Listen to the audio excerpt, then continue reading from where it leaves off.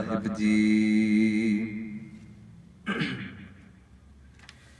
बाबा देखे ध्यान धर, जलती सब पृथ्वी दिसे आई।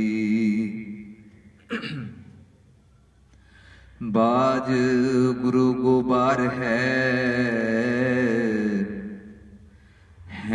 कर दी सुनी लुकाई। बाबे पेख बनाया उदासी की रीत चलाई। चढ़िया सोधन धरत लुकाई। चढ़िया सोधन धरत लुकाई। परम सन्मान योग जुगो जुग अटल शब्द अवतार सतगुरु सच्चे पातशाह गुरु ग्रंथ साहिब जी महाराज, जिन्हां दी पावन निघी गोद दा आनंद माणदे होए सरबत गुरु की संगतां पावन दरबार दीयां हाजरियां भर रहे हो। साहिब जी दे पावन आगमन पुरब नूं मनाउंदे होए आप गुरु की संगतां सतगुरु जी दे जीवन दे आधार नूं मुख रखते हुए गुरु नानक साहिब जी का पावन प्रकाश दिहाड़ा जो आपां सारे ही गुरसिख संगत मना रहे हाँ, साहिब जी के जीवन नूं आधार रखदे होए जो सतगुरां जी दे पावन जीवन दे नाल सांझ पा रहे हाँ।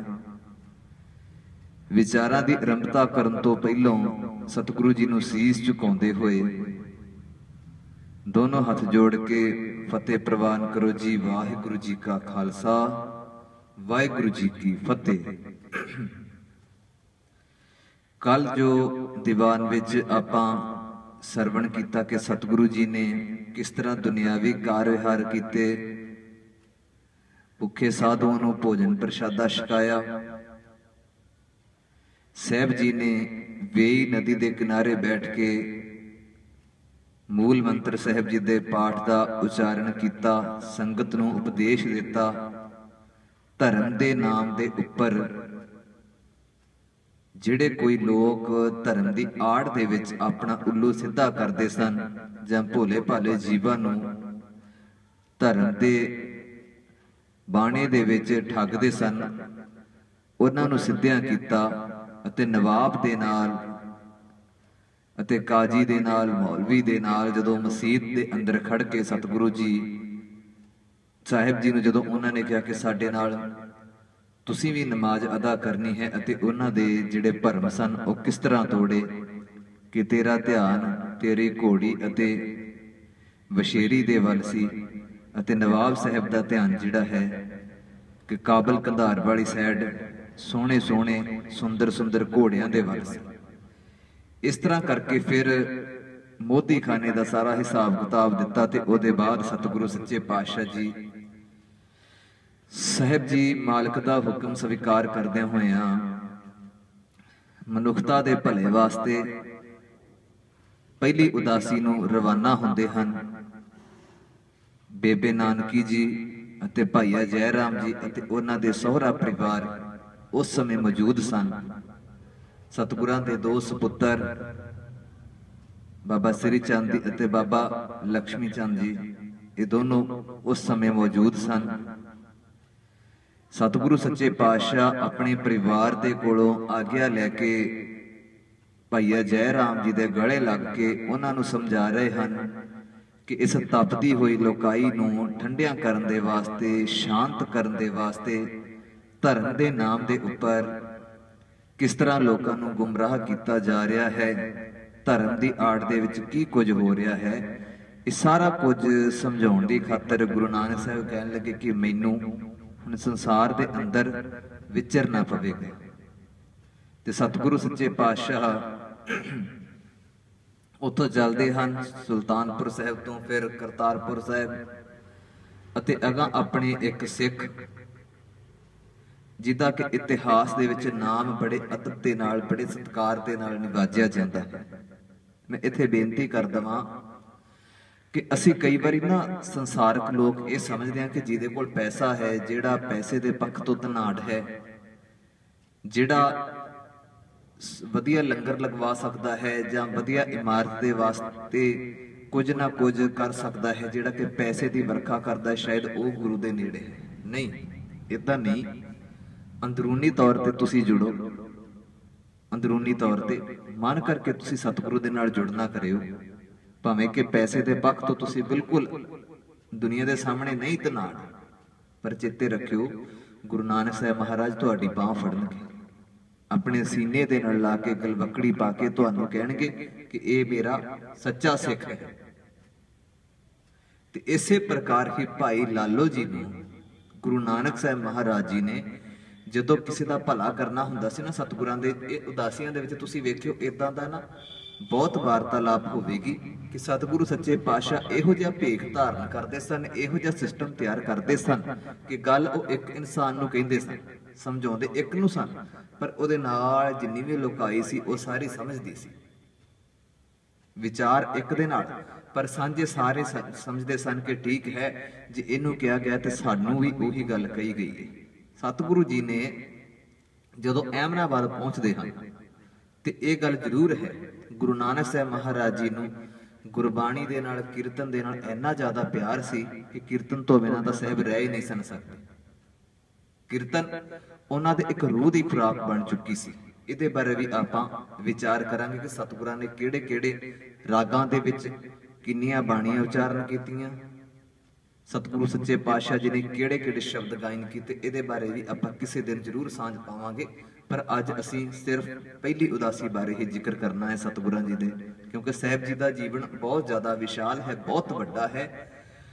ਤੁਸੀਂ ਸਤਿਗੁਰਾਂ ਦਾ ਜੀਵਨ ਵਿਚਾਰਦੇ ਥੱਕ ਜਾਵੋਗੇ, ਪਰ ਸਤਿਗੁਰਾਂ ਦਾ ਜੀਵਨ ਐਸਾ ਹੈ ਕਿ ਉਹ ਖਤਮ ਨਹੀਂ ਹੋਣ ਵਾਲਾ।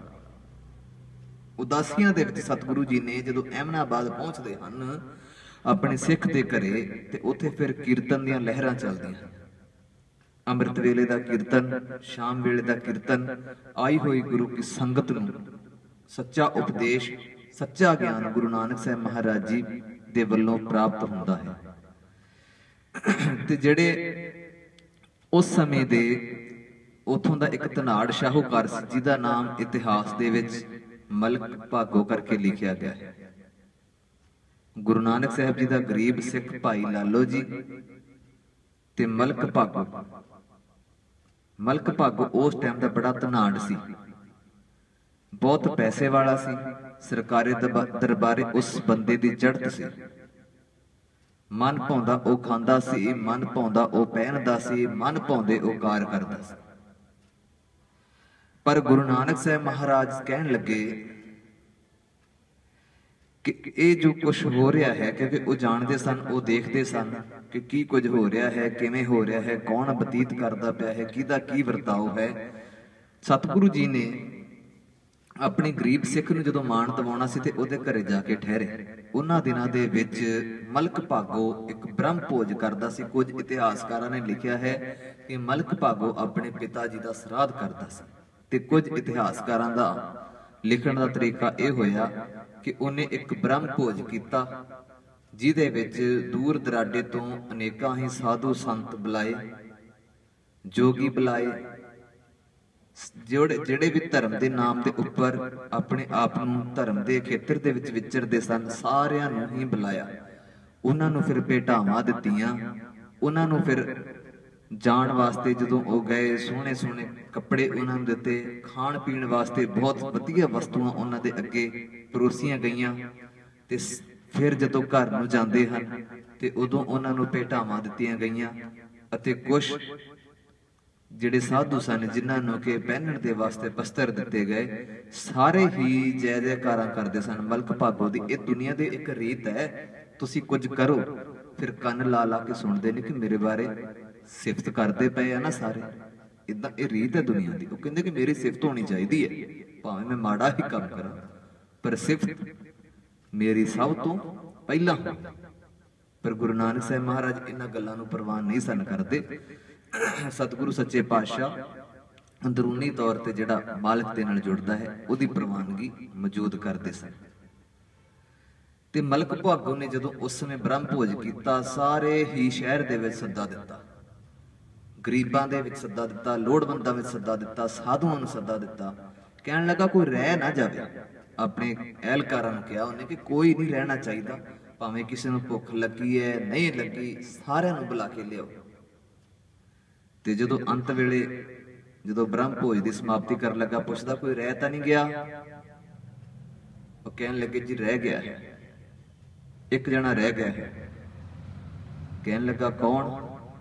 कहण लगे जी वो एक मलक भागो नूं कहण लगे कि जिहड़े भाई लालो हन, जिहड़े गरीब हन, उहदे घरे एक फकर फकीर बैठा होया है, बड़ा मस्त मस्ताना अपने आप नूं अखवाउंदा है, किसे दी वो परवाह नहीं करता, किसी दी वो गल नहीं सुनता, ते वो रह गया है, उहदे कोल जाना पैना है। कहण लगे जाओ बुला के लियाओ। सतगुरां नूं हुक्म कीता उन्होंने कि इदां करके जी आओ, तुहाडे वास्ते लंगर प्रशादा तैयार है। मालिक जी कहण लगे असीं नहीं छकना। मलक भागो दे एहलकारां ने कहा असीं नहीं छकांगे तेरा भोजन कोई भी। फिर उन्होंने दस्सिया कि वो तां कहंदे असीं नहीं छकांगे। मलक भागो कहंदा मैं बुला लियाउणा वा, एक ते किड्डी कोई गल है। आप तुर पिया, जाके बचन कीता साहिब जी नूं, आओ जी सारे ने प्रशादा छकिया वा ते तुसीं क्यों रहण दे हो? तुहाडे सारिਆਂ वास्ते यह भोजन तैयार किया है, तुसीं भी आओ, तुहाडे रबाबी नूं भी बुलाओ। ते चलो भाई लालो जी नूं कहण लगे कि तुसीं भी आओ, सारे ही आओ अते आण के भोजन प्रशादा छको। गुरु नानक साहब कहण लगे कि तेरे भोजन प्रशादे दे नालों मैनूं कोदरे दे 2 प्रशादे चंगे हैं। तेरी ये रोटी नहीं चाहिए, तेरे ये हलवे मंडे सानू नहीं चाहिए। कहण लगा क्यों? ਉਹਦੇ ਵਿੱਚ ਕੀ ਬੁਰਾਈ ਹੈ? ਸਾਹਿਬ ਕਹਿੰਦੇ ਬੁਰਾਈ ਇੱਕ ਬੁਰਾਈ ਹੋਵੇ ਤੇ ਤਾਂ ਦੱਸੀਏ ਤੇ ਤੂੰ ਉਹਦੇ ਵਿੱਚ ਗਰੀਬਾਂ ਦਾ ਖੂਨ ਨਿਚੋੜ ਕੇ ਇਹ ਪ੍ਰਸ਼ਾਦਾ ਤਿਆਰ ਕੀਤਾ ਹੈ। ਤੇਰੀ ਹੱਕ ਸੱਚ ਦੀ ਕਮਾਈ ਨਹੀਂ ਹੈ, ਤੇਰਾ ਆਪਣਾ ਨਹੀਂ ਉਹਦੇ ਵਿੱਚ ਖੂਨ ਪਸੀਨਾ ਲੱਗਿਆ। ਇਹਦੇ ਨਾਲੋਂ ਤੇਰੀ ਰੋਟੀ ਦੇ ਨਾਲੋਂ, ਤੇਰੇ ਬ੍ਰਹਮ ਭੋਜਨ ਦੇ ਨਾਲੋਂ, ਤੇਰੇ 36 ਪ੍ਰਕਾਰ ਦੇ ਭੋਜਨ ਦੇ ਨਾਲੋਂ ਸਾਨੂੰ ਇਸ ਗਰੀਬ ਦੇ ਘਰ ਦੀ ਜਿਹੜੀ ਕੋਧਰੇ ਦੀ ਰੋਟੀ ਹੈ ਉਹ ਸਾਨੂੰ ਬਹੁਤ ਚੰਗੀ ਹੈ, क्योंकि यदि मेहनत की कमाई है, यदि अपनी 10 नोहां की किरत है। तेरे वांगू ठगियां नहीं मारदा, तेरे वांगू किसी नूं डरावे नहीं दिंदा, तेरे वांगू किसी नूं धमकाउंदा नहीं। गुरु नानक साहब महाराज उन्होंने ओदी ही भाषा दे विच जवाब दिंदे हन। ते चेते रखियो एक गल, गुरु नानक साहब महाराज जी का वो समा सी जदों तुसीं किसी राजसी आगू नूं जिद्दां अजकल चैलेंज कर देना ते अपनी मौत नूं बुलाउणा। तुसीं किसी ਧਨਾੜ ਬੰਦੇ ਨੂੰ ਕੁਛ ਕਹਿ ਕੇ ਵੇਖੋ, ਕਿਸੇ ਦੀ ਸਰਕਾਰੀ ਦਰਬਾਰੇ ਕੋਈ ਪੁੱਛ ਗਿੱਛ ਹੋਵੇ, ਤੁਸੀਂ ਉਹਦੇ ਬਾਰੇ ਕੋਈ ਟਿੱਪਣੀ ਕਰ ਦਿਓ, ਅਗਲਾ ਤੁਹਾਡੇ ਉੱਤੇ ਕੇਸ ਦਰਜ ਕਰਵਾ ਦੇਗਾ, ਪਰਚੇ ਪਵਾ ਦੇਗਾ। ਤੇ ਪਰਚੇ ਵੀ ਇਹੋ ਜਿਹੇ ਪਵਾਏਗਾ ਕਿ ਜਿਹਦੇ ਕਰਕੇ ਤੁਹਾਡੇ ਜ਼ਮਾਨਤਾਂ ਵੀ ਨਹੀਂ ਹੋਣਗੀਆਂ। ਗੁਰੂ ਨਾਨਕ ਸਾਹਿਬ ਮਹਾਰਾਜ ਜਾਣਦੇ ਸਨ ਕਿ ਇਹਦੀ ਸਰਕਾਰੀ ਦਰਬਾਰੇ ਵੀ ਪਹੁੰਚ ਹੈ, ਇਹ ਧਨਾੜ ਹੈ, ਇਹ ਸਾਰਿਆਂ ਨੂੰ ਆਪਣੇ हक विच कर सकता है। पर सच की आवाज गुरु नानक साहब महाराज ने घरों कहा सी कि सच वास्ते चलिया हाँ, सच का होका दवांगा, सच वास्ते चलिया, सच का होका दवांगा। कहन लगे तेरे भोजन दे विच की है? बरकत थोड़ा है, तेरे भोजन दे विच गरीबां दा खून निचोड़िया होया, ठगी नाल कमाई जिहड़ी कीती हुई है वो है। ते इहदे उत्ते मैनूं संतुष्टि नहीं, मैनूं इस भाई लालो जी दे घर च लंगर प्रशादा जिहड़ा छकदा हाँ ਉਹਦੇ ਵਿੱਚ संतुष्टि है, ਉਹਦੇ ਨਾਲ ਮੈਨੂੰ ਸਬਰ ਮਿਲਦਾ ਹੈ, ਉਹ ਸੰਤੋਖ ਵਾਲੀ ਹੈ, ਕਿਉਂਕਿ 10 ਨੌਹਾਂ ਦੀ ਕਿਰਤ ਹੈ। ਤੇਰੇ ਵਾਂਗੂ ਠੱਗੀਆਂ ਠੋਰੀਆਂ ਨਹੀਂ ਮਾਰਦਾ, ਹੱਕ ਹਲਾਲ ਦੀ ਇਹ ਆਪਣੀ ਕਮਾਈ ਖਾਂਦਾ ਹੈ, ਤੇਰੇ ਵਾਂਗੂ ਕਿਸੇ ਦਾ ਗਲਾ ਨਹੀਂ ਘੋਟਦਾ। ਸਾਹਿਬ ਜੀ ਦੇ ਚਰਨਾਂ ਤੇ ਟਹਿ ਪਿਆ, ਕਹਿਣ ਲੱਗਿਆ ਮਹਾਰਾਜ ਖਿਮਾ ਮੰਗਦਾ ਹਾਂ ਤੁਹਾਡੇ ਤੋਂ, ਜਿੰਨੇ ਵੀ ਆਏ ਸਾਰੇ ਮੇਰੀ ਉਸਤਤ ਕਰਦੇ ਰਹੇ, ਮੇਰੀ ਤਾਰੀਫ ਕਰਦੇ ਰਹੇ, ਮੇਰੀ ਵਡਿਆਈ ਕਰਦੇ ਰਹੇ, ਪਰ ਕਿਸੇ ਨੇ ਗਿਆਨ ਵਾਲੀ ਗੱਲ ਨਹੀਂ ਕੀਤੀ। ਤੁਸੀਂ ਪਹਿਲੇ ਇਹੋ ਜਿਹੇ ਇਨਸਾਨ ਮਿਲੇ ਹੋ ਜਿਨ੍ਹਾਂ ਨੇ ਮੈਨੂੰ ਮੇਰੇ ਮੂੰਹ ਦੇ ਉੱਤੇ ਸੱਚਾਈ ਸਾਹਮਣੇ ਦੱਸੀ।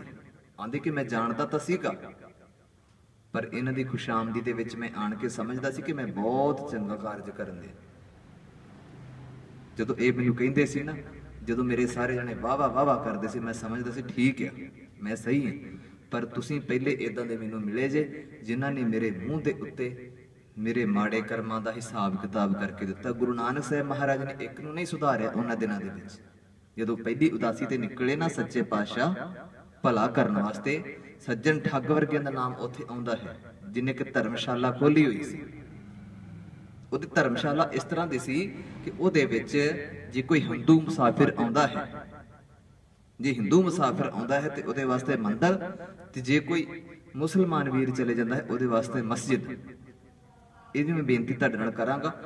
ਮਲਕ ਭਾਗੋ ਕਹਿਣ ਲੱਗਿਆ ਕਿ ਸੱਚੇ ਪਾਤਸ਼ਾਹ ਮੈਨੂੰ ਖਿਮਾ ਬਖਸ਼ ਦਿਓ। ਸਤਿਗੁਰਾਂ ਨੇ ਉਹਨੂੰ ਦੱਸਿਆ ਕਿ ਆਪਣੀ ਹੱਕ ਦੀ, ਆਪਣੇ ਸੱਚ ਦੀ, ਆਪਣੀ ਮਿਹਨਤ ਦੀ ਕਮਾਈ ਕਰ, ਤੇ ਫਿਰ ਜਿਸ ਤਰ੍ਹਾਂ ਦੇ ਮਰਜ਼ੀ ਤੂੰ ਬ੍ਰਹਮ ਭੋਜ ਕਰੀ, ਜੋ ਮਰਜ਼ੀ ਛਕੀ, ਜੋ ਮਰਜ਼ੀ ਕਿਸੇ ਨੂੰ ਛਕਾਵੀਂ, ਤੇਰਾ ਉਹ ਹੀ ਪ੍ਰਵਾਨ ਹੋਵੇਗਾ। ਕਿਸੇ ਦਾ ਹੱਕ ਮਾਰ ਕੇ, ਕਿਸੇ ਨੂੰ ਤੰਗ ਕਰਕੇ ਪੈਸਾ ਇਕੱਠਾ ਕਰਨਾ ਇਹ ਕਿਧਰੇ ਸੱਚਾਈ ਵਾਲੀ ਗੱਲ ਨਹੀਂ ਹੈ। ਅਕਾਲ ਪੁਰਖ ਇਹਦੇ ਨਾਲ ਖੁਸ਼ ਨਹੀਂ ਹੁੰਦਾ। ਤੇ ਸੱਜਣ ਠੱਗ ਦਾ ਵੀ ਇਹੋ ਹੀ ਕੰਮ ਸੀ। ਉਹਨੇ ਧਰਮਸ਼ਾਲਾ ਬਣਾਈ, ਧਰਮਸ਼ਾਲਾ ਬਣਾਈ ਤੇ ਧਰਮਸ਼ਾਲਾ ਦੇ ਵਿੱਚ ਕੀ ਕਰਦਾ ਸੀ ਕਿ ਹਿੰਦੂਆਂ ਵਾਸਤੇ ਮੰਦਰ, ਮੁਸਲਮਾਨਾਂ ਲਈ ਮਸਜਿਦ। ਤੇ ਗੁਰੂ ਨਾਨਕ ਸਾਹਿਬ ਮਹਾਰਾਜ ਵੀ ਉਹਦੇ ਘਰੇ ਪਹੁੰਚਦੇ ਹਨ ਤੇ ਆਪਣੇ ਵੱਲੋਂ ਸਮਝਿਆ ਕਿ ਜਿਸ ਤਰ੍ਹਾਂ ਮੈਂ ਪਹਿਲਿਆਂ ਨੂੰ ਠੱਗਿਆ ਹੈ ਇਹਨਾਂ ਨੂੰ ਵੀ ਠੱਗੂੰਗਾ। ਪਰ ਸਤਿਗੁਰੂ ਸੱਚੇ ਪਾਤਸ਼ਾਹ ਸਭਨਾਂ ਦੇ ਦਿਲਾਂ ਦੇ ਜਾਣਨ ਵਾਲੇ ਸਾਹਿਬ ਸੱਚੇ ਪਾਤਸ਼ਾਹ ਜੀ ਨੇ ਜਦੋਂ, ਕਿਉਂਕਿ ਉਹ ਧਾਰਮਿਕ ਖਿਆਲ ਆਪਣੇ ਰੱਖਦਾ ਸੀ, ਬਾਹਰੀ ਤੌਰ ਤੇ ਉਹ ਧਾਰਮਿਕ ਪਹਿਰਾਵਾ ਪਹਿਨਦਾ ਸੀ, ਬਾਹਰੀ ਤੌਰ ਤੇ ਉਹ ਧਾਰਮਿਕ ਬਣ ਕੇ ਰਹਿੰਦਾ ਸੀ। ਗੁਰੂ ਨਾਨਕ ਸਾਹਿਬ ਕਹਿਣ ਲੱਗੇ ਕਿ ਸੱਜਣਾ, ਇੱਕ ਗੱਲ ਦਾ ਚੇਤਾ ਰੱਖੀ, ਜੋ ਮਰਜ਼ੀ ਕਰੀ ਜਾ, ਤੂੰ ਦੁਨੀਆ ਤੋਂ ਲੁਕੋ ਲਵੇਂਗਾ, ਤੇਰੇ ਪਰਿਵਾਰ ਤੋਂ ਲੁਕੋ ਲੇਗਾ, ਤੇਰੇ ਘਰ ਵਾਲਿਆਂ ਕੋਲੋਂ ਲੁਕੋ ਲੇਗਾ, ਸਾਰੀ ਖਲਕਤ ਤੈਨੂੰ ਨਹੀਂ ਪਹਿਚਾਣ ਪਾਵੇਗੀ, ਪਰ ਇਹ ਗੱਲ ਚੇਤੇ ਰੱਖੀ ਕਿ ਉਹ ਅਕਾਲ ਪੁਰਖ ਸਭ ਕੁਝ ਜਾਣਦਾ ਹੈ। ਕਹਿਣ ਲੱਗਿਆ ਮਹਾਰਾਜ ਮੈਂ ਸਮਝਿਆ ਨਹੀਂ ਤੁਹਾਡੀ ਗੱਲ। ਸਤਿਗੁਰੂ ਕਹਿੰਦੇ ਜਿਹੜਾ ਭੇਖ ਬਣਾਇਆ ਹੋਇਆ ਹੈ, ਜਿਹੜਾ ਤੂੰ ਭੇਖ ਧਾਰਨ ਕੀਤਾ ਹੈ ਨਾ ਕਿ ਮੈਂ ਸੱਚ ਦੇ ਉੱਤੇ ਚੱਲਦਾ ਹਾਂ, ਮੈਂ ਧਾਰਮਿਕ ਖਿਆਲਾਂ ਵਾਲਾ ਹਾਂ, ਪਰ ਅੰਦਰੂਨੀ ਤੌਰ ਤੇ ਤੇਰੇ ਮਨ ਦੇ ਜਿਹੜਾ ਕਪਟ ਕੋੜ ਭਰਿਆ ਹੋਇਆ ਹੈ ਉਹ ਬਾਹਰ ਆ ਗਿਆ ਹੈ। ਕਹਿਣ ਲੱਗਾ ਜੀ ਕਿੱਦਾਂ? ਕਹਿਣ ਲੱਗੇ ਜਿਹੜਾ ਤੂੰ ਇੱਕ ਠੱਗ ਬਣਦਾ ਹੈ, ਠੱਗੀਆਂ ਮਾਰਦਾ ਹੈ, ਲੋਕਾਂ ਨੂੰ ਖਤਮ ਕਰ ਦਿੰਦਾ ਹੈ, ਉਹਨਾਂ ਨੂੰ ਮਾਰ ਦਿੰਦਾ ਹੈ, ਤੇ ਫਿਰ ਉਹਨਾਂ ਦਾ ਧਨ ਪਦਾਰਥ ਜਿਹੜਾ ਹੈ ਆਪਣੇ ਕੋਲ ਰੱਖਦਾ ਹੈ, ਇਹ ਕਿਸ ਕੰਮ ਆਏਗਾ? ਵਿਅਰਥ ਜਾਣਾ ਹੈ। ਤੇਰੇ ਬਾਅਦ ਤੂੰ ਚਲੇ ਜਾਣਾ ਹੈ, ਨਾ ਤੇਰੇ ਧੀਆਂ ਨੇ ਯਾਦ ਕਰਨਾ, ਨਾ ਤੇਰੇ ਪੁੱਤਰਾਂ ਨੇ ਯਾਦ ਕਰਨਾ, ਕੌਣ ਤੈਨੂੰ ਯਾਦ ਕਰੇਗਾ?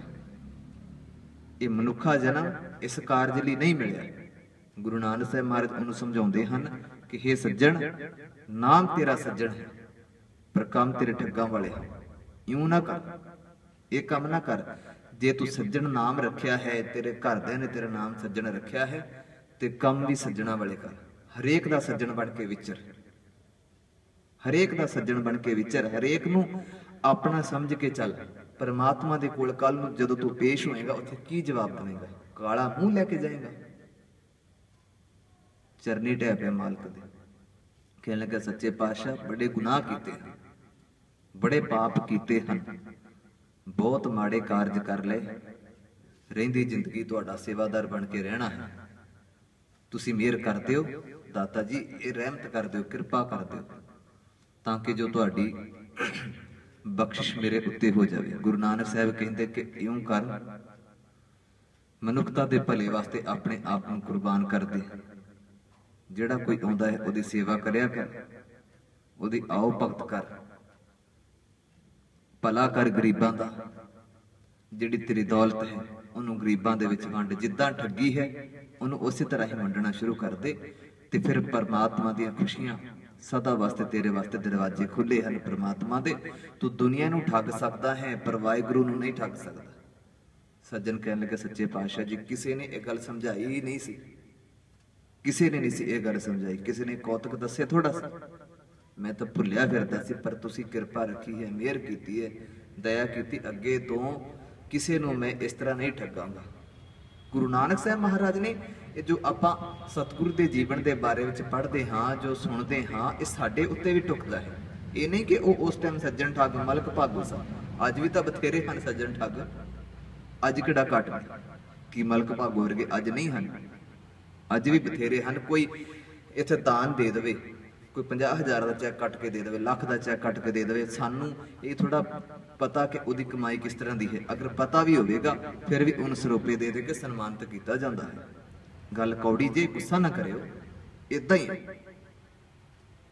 सब नूं पता हुंदा है कि किहदी कमाई किस तरह की है, दसां नौहां दी किरत किहदी है, अते ठगियां ठोरियां मार के झूठे तरीकिਆਂ ਦੇ ਨਾਲ ਭੈੜੇ ਤਰੀਕੇ ਨਾਲ ਕਿਹਨੇ ਕਮਾਈ ਇਕੱਠੀ ਕੀਤੀ है, पर फिर भी ਉਹਨੂੰ ਨਿਵਾਜਿਆ ਜਾਂਦਾ है, ਉਹਦੇ ਹੱਥ ਜੋੜੇ ਜਾਂਦੇ ਹਨ ਉਹਦੇ ਅੱਗੇ।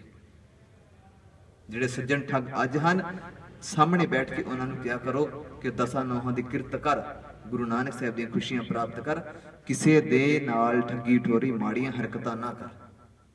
ਗੁਰੂ ਨਾਨਕ ਦੀਆਂ ਖੁਸ਼ੀਆਂ ਲੈਣੀਆਂ ਹਨ, ਸਤਿਗੁਰਾਂ ਦਾ ਪਾਵਨ ਪ੍ਰਕਾਸ਼ ਦਿਹਾੜਾ ਮਨਾਉਣ ਲੱਗੇ ਹੋ, ਇਹ ਗੱਲ ਚੇਤੇ ਰੱਖਿਓ, ਇਹ ਗੱਲ ਸਾਹਮਣੇ ਰੱਖਿਓ ਗੁਰੂ ਸਾਹਿਬ ਜੀ ਦੇ ਕਿ ਮਾਲਕ ਜੀ ਜਿੱਦਾਂ ਉਹਨਾਂ ਨੂੰ ਬਖਸ਼ਿਆ ਹੈ ਸਾਨੂੰ ਵੀ ਉਦਾਂ ਹੀ ਬਖਸ਼ਿਓ। ਸਤਿਗੁਰੂ ਸੱਚੇ ਪਾਤਸ਼ਾਹ ਫਿਰ ਉਧਰੋਂ ਸੱਜਣ ਠੱਗ ਦਾ ਉਧਾਰ ਕਰਦੇ ਹੋਏ ਚੱਲਦੇ ਹੋਏ ਰਸਤੇ ਦੇ ਵਿੱਚ ਅਨੇਕਾਂ ਹੀ ਇਹੋ ਜਿਹੇ ਜੋਗੀਆਂ ਨੂੰ, ਤਪੀਆਂ ਨੂੰ ਮਿਲੇ ਜਿਨ੍ਹਾਂ ਦਾ ਉਧਾਰ ਕੀਤਾ ਗੁਰੂ ਨਾਨਕ ਸਾਹਿਬ ਜੀ ਨੇ। ਸੱਚੇ ਪਾਤਸ਼ਾਹ ਇਦਾਂ ਹੀ ਉਧਾਰ ਕਰਦੇ ਕਰਦੇ ਹਰਿਦੁਆਰ ਪਹੁੰਚਦੇ ਹਨ। ਇਥੋਂ ਦੀਆਂ ਦੋ ਮੈਂ ਬੇਨਤੀਆਂ ਹਨ ਜਿਹੜੀ ਕਿ ਮੈਂ ਪਹਿਲੀ ਤੁਹਾਡੇ ਨਾਲ ਸਾਂਝੀ ਕਰ ਲਵਾਂ, ਕਿਉਂਕਿ ਸਾਡੇ ਅੰਦਰ ਨਾ ਕਈਆਂ ਦੇ ਅੰਦਰ ਬੜੀ ਈਰਖਾ ਭਰ ਜਾਂਦੀ ਇੱਕ ਦੂਜੇ ਦੇ ਲਈ। ਇੱਕ ਤਾਂ ਸੀ ਕਿ ਜਿਹੜੀ ਤੁਸੀਂ ਸਭਨਾਂ ਨੇ ਸੁਣੀ ਉਸ ਦਿਨ ਕਿ ਗੁਰੂ ਸਾਹਿਬ ਸੱਚੇ ਪਾਤਸ਼ਾਹ ਜੀ ਜਦੋਂ ਉਹ ਪਾਣੀ ਦੇ ਰਹੇ ਸਨ ਸੂਰਜ ਨੂੰ, ਤੇ ਸਾਹਿਬ ਜੀ ਨੇ ਉਲਟ ਦਿਸ਼ਾ ਵੱਲ ਪਾਣੀ ਦੇਣਾ ਸ਼ੁਰੂ ਕਰ ਦਿੱਤਾ। ਜਦੋਂ ਉਹਨਾਂ ਨੇ ਪੁੱਛਿਆ ਇੱਧਰ ਕਿਉਂ, ਤੇ ਸਤਿਗੁਰੂ ਕਹਿੰਦੇ ਕਿ ਮੇਰੇ ਖੇਤ ਹਨ, ਮੈਂ ਆਪਣੇ ਖੇਤਾਂ ਨੂੰ ਪਾਣੀ ਦੇ ਰਿਹਾ। ਇਹ ਤੁਸੀਂ ਸਭਨਾਂ ਨੇ ਉਸ ਦਿਨ ਸੁਣੀ। ਦੂਸਰੀ ਮੈਂ ਬੇਨਤੀ ਕਰ ਦਵਾਂ, ਉੱਥੇ ਇੱਕ ਵੈਸ਼ਨਵ ਨਾਮ ਦਾ ਪਾਂਡਾ ਸੀ ਜਿਹੜਾ ਕਿ ਬੜਾ ਹੰਕਾਰੀ ਸੀ, ਹੰਕਾਰੀ ਬਹੁਤ ਜ਼ਿਆਦਾ ਸੀ। ਉਹ ਕੀ ਕਰਦਾ ਸੀ ਕਿ ਆਪਣਾ ਨਾ ਉਹਨੇ ਭੋਜਨ ਪ੍ਰਸ਼ਾਦਾ ਤਿਆਰ ਕਰਨਾ, ਉਹਦੇ ਵਾਸਤੇ ਚੁੱਲ੍ਹਾ ਬਣਾਉਣਾ, ਲੱਕੜਾਂ ਧੋਣੀਆਂ, ਫਿਰ ਉਹਨਾਂ ਨੂੰ ਸੁਕਾਉਣਾ, ਫਿਰ ਚੁੱਲ੍ਹੇ ਦੇ ਆਲੇ ਦੁਆਲੇ ਇੱਕ ਲਕੀਰ ਖਿੱਚ ਲੈਣੀ। ਉਹ ਕਿਉਂ ਖਿੱਚਦਾ ਸੀ? ਉਹ ਸਮਝਦਾ ਸੀ ਕਿ ਮੈਂ ਬੜਾ ਉੱਚਾ ਹਾਂ, ਮੇਰੀ ਕੁੱਲ ਉੱਚੀ ਹੈ, ਮੇਰਾ ਖਾਨਦਾਨ ਉੱਚਾ ਹੈ, ਮੈਂ ਉੱਚੀ ਕੁੱਲ ਦੇ ਵਿੱਚ ਪੈਦਾ ਹੋਇਆ ਹਾਂ ਤੇ ਪਰਮਾਤਮਾ ਦਾ ਵਿਸ਼ੇਸ਼ ਬੰਦਾ ਤਾਂ ਮੈਂ ਹੀ ਹਾਂ, ਬਾਕੀ ਨੀਚ ਹਨ, ਬਾਕੀ ਨੀਵੇਂ ਹਨ। ਉਹਦੀ ਸੋਚ ਸੀ। ਗੁਰੂ ਨਾਨਕ ਸਾਹਿਬ ਸੱਚੇ ਪਾਤਸ਼ਾਹ ਕਹਿੰਦੇ ਕਿ ਇਹਦਾ ਸੁਧਾਰ ਕਰਨਾ ਬੜਾ ਜ਼ਰੂਰੀ ਹੈ। ਜਿੱਦਾਂ ਪਹਿਲਿਆਂ ਨੇ ਆਪਣੇ ਭਰਮ ਪਾਲੇ ਸੀ, ਇਹ ਵੀ ਬੜਾ ਤਗੜਾ ਭਰਮ ਪਾਲੀ ਬੈਠਾ, ਇਹਦਾ ਸੁਧਾਰ ਕਰਨਾ ਬੜਾ ਜ਼ਰੂਰੀ ਹੈ। ਸਾਹਿਬ ਜੀ ਅੰਮ੍ਰਿਤ ਵੇਲੇ ਆਸਾ ਦੀ ਵਾਰ ਦਾ ਕੀਰਤਨ ਕਰਦੇ ਹਨ। ਉਹਦੇ ਬਾਅਦ ਭਾਈ ਮਰਦਾਨਾ ਜੀ ਨੂੰ ਹੁਕਮ ਕੀਤਾ ਕਿ ਜਲ ਪ੍ਰਸ਼ਾਦਾ, ਲੰਗਰ ਪ੍ਰਸ਼ਾਦਾ ਤਿਆਰ ਕਰਨਾ ਹੈ, ਜਾਓ ਉਹ ਪਾਂਡੇ ਦੇ ਕੋਲ ਜਾਓ ਤੇ ਉਹਦੇ ਕੋਲ ਅੱਗ ਲੈ ਕੇ ਆਓ।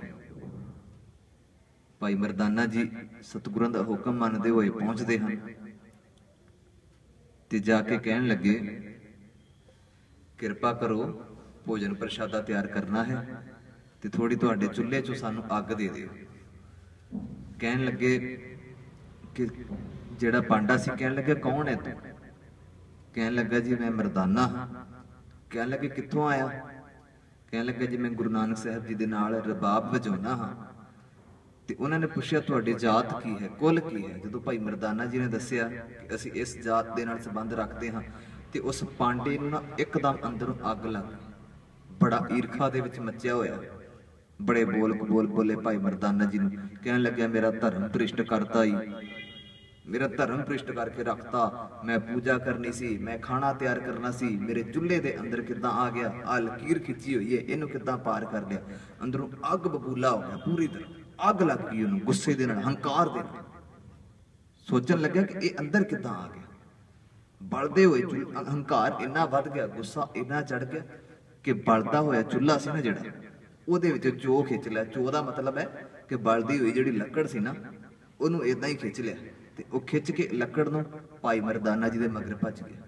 ਭਾਈ ਮਰਦਾਨਾ ਜੀ ਅੱਗੇ ਅੱਗੇ ਤੇ ਉਹ ਜਿਹੜਾ ਪਾਂਡਾ ਸੀ ਉਹ ਮਗਰ ਮਗਰ, ਤੇ ਮੂੰਹੋਂ ਬੜੇ ਬੋਲ ਬੋਲੇ, ਮੈਂ ਨਹੀਂ ਛੱਡਣਾ ਤੈਨੂੰ, ਮੈਂ ਤੈਨੂੰ ਖਤਮ ਕਰ ਦੇਵਾਂਗਾ, ਮੇਰਾ ਧਰਮ ਭ੍ਰਿਸ਼ਟ ਕਰ ਦਿੱਤਾ, ਤੂੰ ਬਹੁਤ ਮਾੜਾ ਕੀਤਾ ਹੈ। ਸਵੇਰ ਦਾ ਸਮਾਂ ਸੀ, ਇੱਕ ਹੋਵੇਂ ਤੂੰ ਨੀਚ ਜਾਤ ਦਾ, ਤੇ ਮੇਰੇ ਬ੍ਰਾਹਮਣ ਦੇ ਚੁੱਲ੍ਹੇ ਦੇ ਉੱਤੇ ਆਣ ਕੇ ਤੂੰ ਮੇਰੇ ਧਰਮ ਭ੍ਰਿਸ਼ਟ ਕਰਨ ਦਿਆ ਹੈ। ਤੇ ਭਾਈ ਮਰਦਾਨਾ ਜੀ ਆਪਣੇ ਅੱਗੇ ਲੱਗੇ ਹੋਏ ਸਨ ਤੇ ਪਾਂਡਾ ਪਿੱਛੇ ਪਿੱਛੇ ਭੱਜਾ ਜਾਣਦਿਆ ਸੀ। ਏਦਾਂ ਭੱਜਦੇ ਭੱਜਦੇ ਭਾਈ ਮਰਦਾਨਾ ਜੀ ਗੁਰੂ ਨਾਨਕ ਸਾਹਿਬ ਜੀ ਦੇ ਕੋਲ ਆ ਗਏ। ਉੱਥੇ ਵੀ ਬੜੇ ਬੋਲ ਕਬੋਲ ਬੋਲੇ, ਤੇ ਉਸ ਪਾਂਡੇ ਦੇ ਬੋਲ ਕਬੋਲ ਨੂੰ ਸੁਣਦਿਆਂ ਹੋਇਆਂ ਉੱਚੀ ਉੱਚੀ ਬੋਲਣ ਦਿਆ ਸੀ ਨਾ, ਆਵਾਜ਼ਾਂ ਦੇ ਦੇ ਕੇ, ਹੱਥ ਖੜੇ ਕਰ ਕਰਕੇ, ਮੇਰਾ ਧਰਮ ਭ੍ਰਿਸ਼ਟ ਕਰਤਾ, ਮੇਰਾ ਇਹ ਕਰਤਾ ਤੇ ਮੇਰਾ ਉਹ ਕਰਤਾ, ਏਦਾਂ ਬੋਲਣ ਦਿਆ। ਤੇ ਗੁਰੂ ਨਾਨਕ ਸਾਹਿਬ ਮਹਾਰਾਜ ਕਹਿੰਦੇ, ਕੀ ਹੋਇਆ? होया की है? सतगुਰਾਂ ਨੂੰ ਸਾਰੀ ਵਾਰਤਾ ਦੱਸੀ। ਕਹਿੰਦਾ ਕਿ ਇਹ ਤਾਂ ਇੱਕ ਨੀਚ ਹੈ, ਮੈਂ ਹਾਂ ਬ੍ਰਾਹਮਣ। ਤੇ ਮਾਲਕ ਜੀ ਕਹਿੰਦੇ ਫੇਰ? ਆਂਦਾ ਕਿ ਮੈਂ ਚੁੱਲ੍ਹਾ ਤਿਆਰ ਕੀਤਾ ਸੀ, ਲੱਕੜਾਂ ਧੋਤੀਆਂ ਸਨ, ਚੁੱਲ੍ਹਾ ਨਵਾਂ ਤਿਆਰ ਕੀਤਾ, ਆਲੇ ਦੁਆਲੇ ਮੈਂ ਇੱਕ ਲਕੀਰ ਖਿੱਚੀ ਹੋਈ ਸੀ ਕਿ ਉਸ ਲਕੀਰ ਨੂੰ ਨਹੀਂ ਪਾਰ ਕਰਨਾ। ਇਹ ਕਹਿੰਦਾ ਕਿ ਆਂਦਾ ਕਿ ਮੈਨੂੰ ਅੱਗ ਦੇ ਦੇ। ਮੈਂ ਪੁੱਛਿਆ ਕੌਣ ਹੈ? ਆਂਦਾ ਮੇਰੀ ਆ ਜਾਤ ਬਰਾਦਰੀ ਹੈ। ਇਸ ਨੀਚ ਬੰਦੇ ਨੇ ਮੇਰਾ ਧਰਮ ਭ੍ਰਿਸ਼ਟ ਕਰਤਾ। ਗੁਰੂ ਨਾਨਕ ਸਾਹਿਬ ਕਹਿੰਦੇ ਇਹ ਕਿੱਦਾਂ ਨੀਚ ਹੋ ਗਿਆ? ਤੁਸੀਂ ਕਿੰਨਾ ਬੋਲੇ, ਕਿੰਨੇ ਬੋਲ ਕਬੋਲ ਭੈੜੇ ਬੋਲ ਬੋਲੇ ਉਹਨਾਂ ਨੂੰ। ਉਹ ਅਜੇ ਤੱਕ ਤੁਹਾਨੂੰ ਆਪਣੇ ਮੂੰਹੋਂ ਇੱਕ ਵੀ ਲਫ਼ਜ਼ ਕਿਹਾ ਉਹਨਾਂ ਨੇ? ਕ੍ਰੋਧ ਦੀ ਅਗਨੀ ਤੁਹਾਡੇ ਅੰਦਰ ਬਲਦੀ ਪਈ ਹੈ, ਉਹ ਤਾਂ ਅਜੇ ਵੀ ਸ਼ਾਂਤ ਸੁਭਾਅ ਦੇ ਵਿੱਚ ਬੈਠੇ ਹੋਏ ਹਨ। ਕੋਈ ਇੱਕ ਵੀ ਲਫ਼ਜ਼ ਇਦਾਂ ਦਾ ਬੋਲਿਆ ਤੁਹਾਡੀ ਸ਼ਾਨ ਦੇ ਖਿਲਾਫ? ਤੁਸੀਂ ਕਿੰਨਾ ਬੋਲ ਦਿੱਤਾ ਉਹਨਾਂ ਨੂੰ, ਉਹ ਨੀਚ ਹੈ, ਉਹ ਫਲਾਣਾ ਹੈ, ਉਹ ਧਮਕਾਣਾ ਹੈ। ਗੁਰੂ ਨਾਨਕ ਸਾਹਿਬ ਕਹਿੰਦੇ ਈਰਖਾ ਦੀ ਅਗਨੀ ਤੇਰੇ ਅੰਦਰ ਹੈ, ਉਹਨੂੰ ਖਤਮ ਕਰ। ਤੇ ਗੁਰੂ ਨਾਨਕ ਸਾਹਿਬ ਕਹਿਣ ਲੱਗੇ ਉਹਨੂੰ ਖਤਮ ਕਰ, ਪਹਿਲਾਂ ਆਪਣੇ ਆਪ ਨੂੰ ਪਹਿਚਾਣ। ਜੇ ਤੂੰ ਵੇਦਾਂ ਦਾ, ਸ਼ਾਸਤਰਾਂ ਦਾ ਧਾਰਨੀ ਹੈ, ਜੇ ਤੂੰ ਇਹ ਸਭ ਕੁਝ ਜਾਣਦਾ ਹੈ ਪਰ ਆਪਣੇ ਆਪ ਨੂੰ ਨਹੀਂ ਪਹਿਚਾਣ ਸਕਿਆ, ਅਜੇ ਤੱਕ ਨਹੀਂ ਜਾਣ ਸਕਿਆ ਆਪਣੇ ਆਪ ਨੂੰ ਕਿ ਤੇਰੇ ਅੰਦਰ ਈਰਖਾ ਕਿੰਨੀ ਬਲਦੀ ਪਈ। ਤੂੰ ਆ ਬਾਹਰ ਦਾ ਜਿਹੜਾ ਚੋ ਚੱਕੀ ਫਿਰਦਾ ਹੈ ਅੱਗ ਦਾ, ਇਹਦੇ ਨਾਲੋਂ ਤਾਂ ਜ਼ਿਆਦਾ ਅਗਨੀ ਤੇਰੇ ਅੰਦਰ ਹੈ ਜਿਹਨੇ ਤੈਨੂੰ ਖਤਮ ਕੀਤਾ ਹੋਇਆ ਹੈ। ਪਰਮਾਤਮਾ ਨੇ ਤੁਹਾਨੂੰ ਸਭ ਨੂੰ, ਮਨੁੱਖਾਂ ਨੂੰ ਇੱਕੋ ਜਿਹਾ ਬਣਾਇਆ ਹੈ। ਆਪਣੇ ਅੰਦਰ ਵੇਖ, ਤੇਰੇ ਅੰਦਰ ਵੀ ਲਹੂ ਉਹ ਚੱਲਦਾ ਪਿਆ ਹੈ, ਤੇਰੇ ਅੰਦਰ ਵੀ ਉਹੀ ਸਾਹ ਚੱਲਦੇ ਹਨ, ਇਸ ਮਰਦਾਨੇ ਦੇ ਅੰਦਰ ਵੀ ਉਹ ਹੀ ਸਾਹ ਚੱਲਦੇ ਹਨ। ਜਿੰਨੀ ਜਗ੍ਹਾ, ਜਿੰਨੀ ਧਰਤੀ ਤੈਨੂੰ ਪ੍ਰਾਪਤ ਹੋਈ ਹੈ, ਉਨੀ ਹੀ ਇਹਨੂੰ ਪ੍ਰਾਪਤ ਹੋਈ ਹੈ। ਜਦੋਂ ਅਕਾਲ ਪੁਰਖ ਪਰਮਾਤਮਾ ਕਿਸੇ ਦੇ ਨਾਲ ਵਿਤਕਰਾ ਨਹੀਂ ਕਰਦਾ ਤੇ ਤੂੰ ਕੌਣ ਹੁੰਨਾ ਹੈ ਇਹ ਗੱਲਾਂ ਕਰਨ ਵਾਲਾ? ਸਾਹਿਬ ਕਹਿੰਦੇ ਕਾਰੀ ਕੱਢੀ ਕਿਆ ਥੇ ਜਨ, ਮਾਰੇ ਕਹਿੰਦਾ ਤੇਰੀ ਲਕੀਰ ਗੱਡੀ ਕੀ ਕਰੂਗੀ? ਜਦੋਂ ਇਹ ਚਾਰੇ ਹੀ ਕਾਮ, ਕ੍ਰੋਧ, ਲੋਭ, ਉਹ ਸਾਰਾ ਕੁਝ ਤਾਂ ਤੇਰੇ ਅੰਦਰ ਬੈਠਾ ਹੋਇਆ ਹੈ। ਪੰਜਵਾਂ ਹੰਕਾਰ, ਪੰਜੇ ਚੀਜ਼ਾਂ ਸਤਿਗੁਰੂ ਕਹਿੰਦੇ ਤੇਰੇ ਨਾਲ ਤੁਰੀਆਂ ਫਿਰਦੀਆਂ ਹਨ, ਪਹਿਲਾਂ ਉਹਨਾਂ ਨੂੰ ਤਾਂ ਖਤਮ ਕਰ ਲਾ। ਜਾਤ ਪਾਤ ਦਾ ਵਿਤਕਰਾ ਖਤਮ ਕਰ ਲਾ। ਇਸ ਦੇਸ਼ ਨੂੰ ਬਹੁਤ ਜ਼ਿਆਦਾ ਬਰਬਾਦ ਕਰਨ ਦੇ ਵਿੱਚ ਜਾਤ ਪਾਤ ਦਾ ਹੱਥ ਹੈ। ਸਤਿਗੁਰੂ ਕਹਿੰਦੇ ਆਪਣੇ ਅੰਦਰੋਂ ਇਹ ਨੀਚ ਹਰਕਤਾਂ ਤਾਂ ਪਹਿਲਾਂ ਖਤਮ ਕਰ ਲਾ, ਫਿਰ ਕਿਸੇ ਨੂੰ ਕੋਈ ਉਪਦੇਸ਼ ਦੇ, ਕਿਸੇ ਨੂੰ ਕੋਈ ਗਿਆਨ ਨਹੀਂ। ਉਹ ਪਾਂਡਾ ਸਤਿਗੁਰਾਂ ਦੇ ਚਰਨਾਂ ਤੇ ਢਹਿ ਪਿਆ। ਜਿੰਨੀ ਉਹਦੇ ਸ਼ੋਰ ਕਰਨ ਦੇ ਨਾਲ ਸੰਗਤ ਇਕੱਠੀ ਹੋਈ ਸੀ, ਉਹ ਸਾਰੇ ਸਮਝ ਗਏ ਕਿ ਇਹ ਕੋਈ ਬ੍ਰਹਮ ਗਿਆਨੀ, ਇਹ ਜਿਹੜੇ ਆਏ ਹੋਏ ਹਨ ਨਾਨਕ ਦੇਵ ਜੀ, ਇਹ ਕੋਈ ਇਸ ਤਰ੍ਹਾਂ ਦੇ ਨਹੀਂ ਕਿ ਜਿਨ੍ਹਾਂ ਦੀ ਗੱਲ ਸੁਣਿਆ ਕੋਈ ਨਹੀਂ ਬਦਲੇਗਾ। ਜਿੱਥੇ ਉਹ ਪਾਂਡਾ ਗੁਰੂ ਨਾਨਕ ਸਾਹਿਬ ਜੀ ਦੇ ਚਰਨਾਂ ਤੇ ਢਹਿ ਪਿਆ, ਉੱਥੇ ਉਹ ਜਿਹੜੇ ਨਾਲ ਤਮਾਸ਼ਾ ਵੇਖਣ ਵਾਲੇ ਖੜੇ ਸਨ, ਉਹ ਵੀ ਗੁਰੂ ਨਾਨਕ ਸਾਹਿਬ ਮਹਾਰਾਜ ਦੇ ਸਾਹਮਣੇ ਹੱਥ ਜੋੜ ਕੇ ਖੜ ਕੇ, ਸੱਚੇ ਪਾਤਸ਼ਾਹ ਜੀ, ਬਥੇਰੇ ਅਸੀਂ ਸਾਧੂ ਮਹੰਤ ਵੇਖੇ, ਬਥੇਰੇ ਜੋਗੀ ਵੇਖੇ, ਬਥੇਰੇ ਜਪੀ ਤਪੀ ਵੇਖੇ, ਪਰ ਤੁਹਾਡੇ ਵਾਂਗ ਕਿਸੇ ਨੇ ਬਚਨ ਬਿਲਾਸ ਨਹੀਂ ਕੀਤੇ।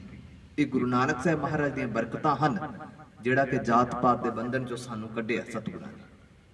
ਸੋ ਸਤਿਗੁਰਾਂ ਦੇ ਜੀਵਨ ਦੇ ਨਾਲ ਸਾਂਝ ਪਾਉਂਦੇ ਹੋਏ ਜਿਹੜੀਆਂ ਆਪਾਂ ਰੋਜ਼ ਦੀਆਂ ਵਿਚਾਰਾਂ ਕਰਦੇ ਹਾਂ, ਜਿੰਨਾ ਸਮਾਂ ਸਾਹਿਬ ਜੀ ਦਾ ਪਾਵਨ ਪ੍ਰਕਾਸ਼ ਦਿਹਾੜਾ ਮਨਾ ਰਹੇ ਹਾਂ, ਇਸੇ ਤਰ੍ਹਾਂ ਹੀ ਲੜੀਵਾਰ ਜੋ ਪ੍ਰਕਰਣ ਜਾਰੀ ਕੀਤਾ ਹੋਇਆ ਹੈ, ਗੁਰੂ ਦੀਆਂ ਸੰਗਤਾਂ ਨੂੰ ਬੇਨਤੀ ਹੈ ਕਿ ਦਰਬਾਰ ਦੀਆਂ ਹਾਜ਼ਰੀਆਂ ਭਰੋ, ਸਤਿਗੁਰਾਂ ਦੇ ਜੀਵਨ ਦੇ ਨਾਲ ਜੁੜੋ, ਮਾਲਕ ਜੀ ਦੇ ਜੀਵਨ ਨੂੰ ਪੜ੍ਹੋ, ਆਪਣੀ ਜ਼ਿੰਦਗੀ ਵਿੱਚ ਢਾਲਣ ਦੀ ਕੋਸ਼ਿਸ਼ ਕਰੋ। ਸਤਿਗੁਰਾਂ ਦਾ ਪਾਵਨ ਜੀਵਨ ਸਾਡੇ ਵਾਸਤੇ ਹੀ ਹੈ, ਕਿਸੇ ਹੋਰਾਂ ਦੇ ਵਾਸਤੇ ਨਹੀਂ। ਅਸੀਂ ਵੀ ਆਪਣੀ ਕਮਾਈ ਦੇ ਵੱਲ ਵੇਖੀਏ, ਆਪਣੀ ਮਿਹਨਤ ਦਾ ਕਮਾਈਏ, ਹੱਕ ਸੱਚ ਦਾ ਕਮਾਈਏ, ਉਹਦੇ ਵਿੱਚੋਂ ਜੋ ਦਸਾਂ ਨੌਹਾਂ ਦੀ ਕਿਰਤ ਕਮਾਉਨੇ ਹਾਂ, ਦਸਵੰਧ ਕੱਢ ਕੇ ਲੋੜਵੰਦਾਂ ਦਾ ਭਲਾ ਕਰੀਏ। ਇਹ ਵੀ ਵੇਖ ਲਈਏ ਕਿ ਕਿਸੇ ਨੂੰ ਅਸੀਂ ਨੀਚਤਾ ਨਹੀਂ ਸਮਝਦੇ, ਕਿਸੇ ਨੂੰ ਮਾੜਾ ਤੇ ਨਹੀਂ ਕਹਿਣ ਦੇ। ਅਗਰ ਕਹਿਣ ਦੇ ਆ ਤੇ ਸਤਿਗੁਰਾਂ ਕੋਲ ਅਰਦਾਸ ਕਰਿਓ, ਗੁਰੂ ਗ੍ਰੰਥ ਸਾਹਿਬ ਮਹਾਰਾਜ ਜੀ ਦੇ ਕੋਲ, ਕਿ ਜਿੰਨੀਆਂ ਗਲਤੀਆਂ ਹੋ ਗਈਆਂ ਪਹਿਲਾਂ ਹੋ ਗਈਆਂ, ਹੁਣ ਬਖਸ਼ ਦਿਓ, ਹੁਣ ਬਖਸ਼ ਦਿਓ ਮਹਾਰਾਜ, ਜੋ ਗਲਤੀਆਂ ਹੋ ਗਈਆਂ ਸੋ ਹੋ ਗਈਆਂ।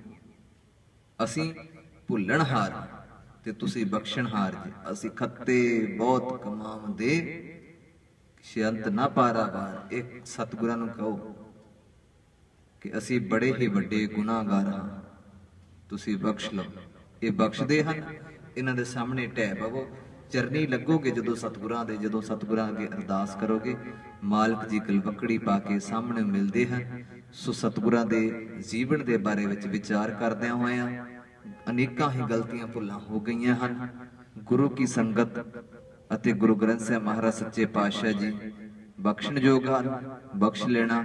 ਕੱਲ ਦੇ ਵਿਚਾਰਾਂ ਦੇ ਵਿੱਚ ਆਪਾਂ ਫਿਰ ਦੁਬਾਰਾ ਤੋਂ ਦੂਸਰੀ ਉਦਾਸੀ ਜਿਹੜੀ ਸੀ ਸਾਹਿਬ ਜੀ ਦੀ, ਉਹਦੇ ਵਿੱਚ ਕੀ ਕੌਤਕ ਵਰਤੇ, ਕੀ ਘਟਨਾਵਾਂ ਵਾਪਰੀਆਂ, ਸਤਿਗੁਰਾਂ ਨੇ ਕਿਸ ਤਰ੍ਹਾਂ ਭੁੱਲੇ ਭਟਕਿਆਂ ਨੂੰ ਸਿੱਧੇ ਰਸਤੇ ਉੱਤੇ ਪਾਇਆ, ਉਹਦੇ ਬਾਰੇ ਵਿੱਚ ਵਿਚਾਰ ਕਰਾਂਗੇ। ਸੋ ਹੋਈਆਂ ਭੁੱਲਾਂ ਚੁੱਕਾਂ ਦੀ ਖਿਮਾ ਬਖਸ਼ੋ ਜੀ। ਫਤਿਹ ਪ੍ਰਵਾਨ ਕਰੋ। ਵਾਹਿਗੁਰੂ ਜੀ ਕਾ ਖਾਲਸਾ, ਵਾਹਿਗੁਰੂ ਜੀ ਕੀ ਫਤਿਹ।